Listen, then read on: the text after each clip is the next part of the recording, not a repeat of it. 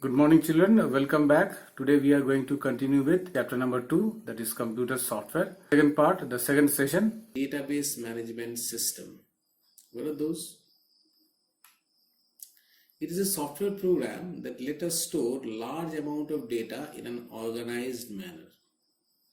A DBMS can store details about customers, employees, products, and so on. It also provides tools for searching data and generating reports based on conditions.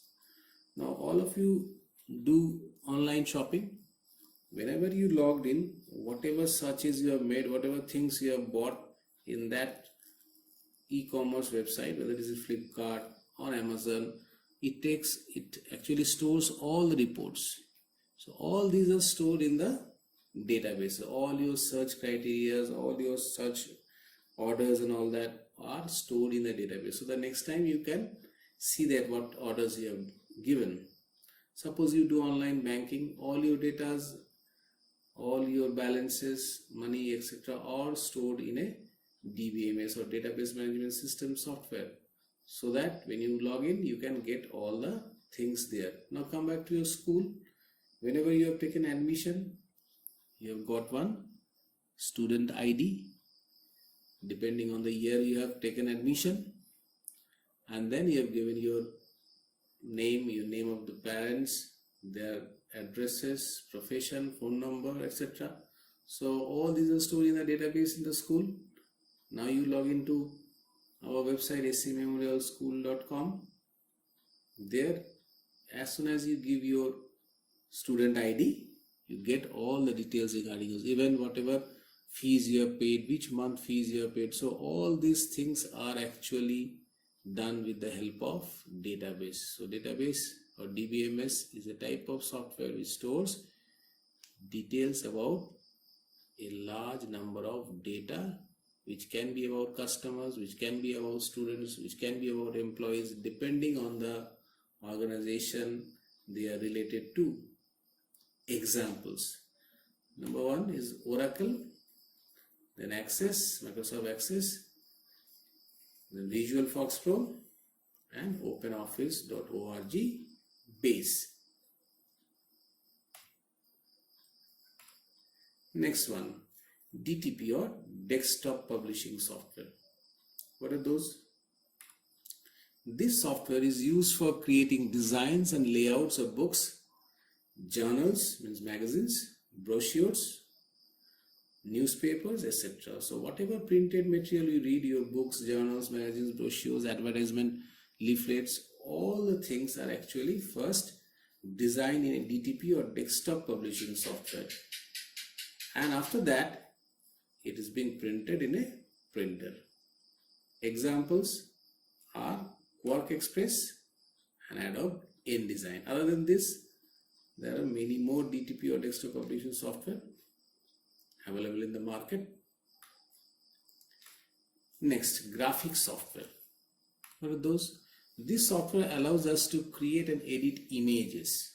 So you do work with all your images in home, and you can modify the images. If the old images of your grandparents are there, you can modify them and give some touches in the distorted image and make it new as it being captured just few days back. You can make that kind of effect. So all these things are done, editing of the images are done with the help of graphic software. Example, Adobe Photoshop, which you are going to learn in class 8, and Corel Draw is another graphic suite. Next, multimedia software. What are those? This software let us combine images, text, sound, animation, and videos to create interactive applications. So the name suggests that multi means many, media means different ways of data. So different ways of data, what kind it can combine? We can combine images, pictures, text, sound, animations, and videos to create interactive applications. So we can create those kind of applications for creating movies or games and all that. So these are called multimedia software. Example, Adobe Director and Adobe Flash. And this is there which is there in Windows is Windows Movie Maker, which you are going to learn in class 8. So that is also another kind of multimedia software by which you can create movies and games and other applications. Next one is presentation software. This software application is used to create design, slideshows and multimedia presentations. So depending, you have seen so many slideshows during science exhibitions and all that. So this can be done with the help of PowerPoint. So PowerPoint is a type of presentation software by which you can design slides, electronic slides, and you can create multimedia presentation using text, graphics, audio, video. You can incorporate in the slide and create a presentation on a definite topic. Examples: PowerPoint and OpenOffice.org Impress. This works same as PowerPoint, but this is free, open source software. You can download free, OpenOffice.org Impress. So specific purpose application software. What are those? It is developed keeping in mind the specific requirements of an organization or an individual. Software designed specially to achieve specific tasks are known as customized software. So specific purpose application softwares are also known as customized softwares. So this software is actually developed for a organization or an individual for their own special business requirements, not for all. Okay, normal softwares you can buy from the market and it will be of many copies. This software will be of one copy. Clear? So one copy means only for that organization or for that person it is developed.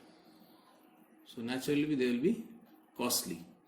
But one advantage is that the user will get the output what is required, specific output what is required for them. Examples for this type of softwares are reservation systems used at airports and railway stations, payroll system used by organization. Payroll means where the salaries of the employees are calculated, this is known as payroll system. Stock, inventory control system, stock in any organization, how much is the commodities there, what is the stock, how much should be bought, ordered, how much is sold, all these things. Billing system used at supermarkets and shops. So all these are types of specific purpose application softwares. Next one, latest trends. These days a number of people and organizations have started using open source software. So there's a new trend came that we start using open source softwares. So what are these open source software? An open source software is one which may be available free of cost. So you download many software free of cost. So those are open source software. But the source code is made available to the users and organizations so that they improve and adapt it according to their needs and help in fixing the errors. So not only the software is available, but the source code means the program or the coding statements which are used to develop a software. Software is made with some programs or coding statements. That coding statements is also available to the users and organizations. Why they are available? So that they can improve the software. If there is any problem in the software, they can change it. If there is an error, they can fix it and they can make the growth of the software. But normal software, as say MS Office or Windows, you can't get the program on which the software is written. So you cannot change it. Only when the updates should be given by the company or Microsoft, then only you can get it. So open source software has this facility. So why they are used? The basic idea is that behind is to promote improvement in the quality of software. So it helps in improving the quality of the software.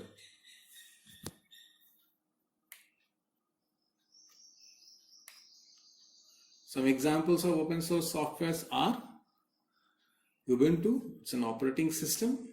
It's a type of Linux. Android is an operating system for smartphones and tablets. We all know this. OpenOffice software suite, OpenOffice.org, which consists of a word processor, OpenOffice.org writer, which I have talked about during word processing softwares. Then it has a spreadsheet software known as OpenOffice.org Calc and many more. It's a package, entire Office package like Microsoft Office, but it is free. Mozilla Firefox is a web browser, you all know. It's a free. Audacity is a sound editor. It helps in editing the sound. VLC Media Player, we are very much acquainted with it. Use VLC Media Player for playing audio and videos. It comes free. And GIMP is an image editing software which also helps to edit image like Photoshop, but it's free. So all these are examples of open source software which you can download for free, and you can also get the source code. If you are a programmer, you can change it and modify it according to your need.